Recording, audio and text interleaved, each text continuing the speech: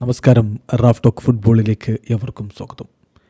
UEFA champions ലീഗിൻ്റെ quarter final രണ്ടാം പാദ മത്സരം റയൽ മാഡ്രിഡും ആഴ്സണലും തമ്മിൽ ഇന്ന് ആഴ്സണലിൻ്റെ മൈതാനത്ത് വെച്ച് ഏറ്റുമുട്ടുകയാണ്. റയലിന് പെനാൽറ്റി കിട്ടിയ ആരെടുക്കും? ഈ ചോദ്യം ഉയരാൻ കാരണമുണ്ടല്ലോ. കഴിഞ്ഞ ലാലിഗ മത്സരത്തിൽ വിനി പെനാൽറ്റി മിസ്സാക്കിയിരുന്നു.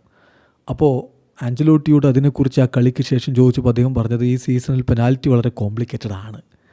എംബാപ്പെ പെനാൽറ്റി മിസ് ചെയ്തു, ബെല്ലിംഗാം മിസ് ചെയ്തു, വിനി മിസ് ചെയ്തു, ഒരല്പം കോംപ്ലിക്കേറ്റഡ് ആണ് എന്ന് അദ്ദേഹം പറഞ്ഞിരുന്നു. അദ്ദേഹം അത് പറയാനുള്ള കാരണമുണ്ട്. 5 പെനാൽറ്റികൾ ഈ സീസണിൽ ഓൾറെഡി റയൽ മാഡ്രിഡ് മിസ് ചെയ്ത് കഴിഞ്ഞു. എംബാപ്പെ 9 എണ്ണം അടിച്ചതിൽ 7 എണ്ണം ആ ഗോൾ, 2 എണ്ണം അദ്ദേഹം മിസ് ചെയ്തു. വിനി ജൂനിയർ 6 എണ്ണം അടിച്ചതിൽ 2 എണ്ണം ആ മിസ്, 4 എണ്ണം അദ്ദേഹം ഗോൾ അടിച്ചു.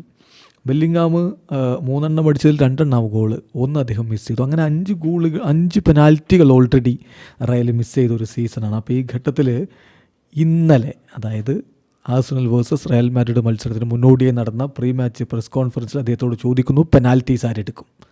മറുപടി, ഞങ്ങൾ അതിനെക്കുറിച്ച് ചിന്തിച്ചിട്ടുണ്ട്. തീർച്ചയായിട്ടും ഇത്തവണ പെനാൽറ്റി ഗോൾ അടിക്കാൻ വേണ്ടി തന്നെ ശ്രമിക്കും. അപ്പോൾ അതിനുള്ള പരിഹാരങ്ങൾ ഞങ്ങൾ ചെയ്യാൻ ശ്രമിക്കുന്നു എന്നാണ് അദ്ദേഹം അതിനെക്കുറിച്ച് പറഞ്ഞത്. ആരെടുക്കുമെന്ന് അദ്ദേഹം വ്യക്തമാക്കാൻ തയ്യാറായിട്ടില്ല.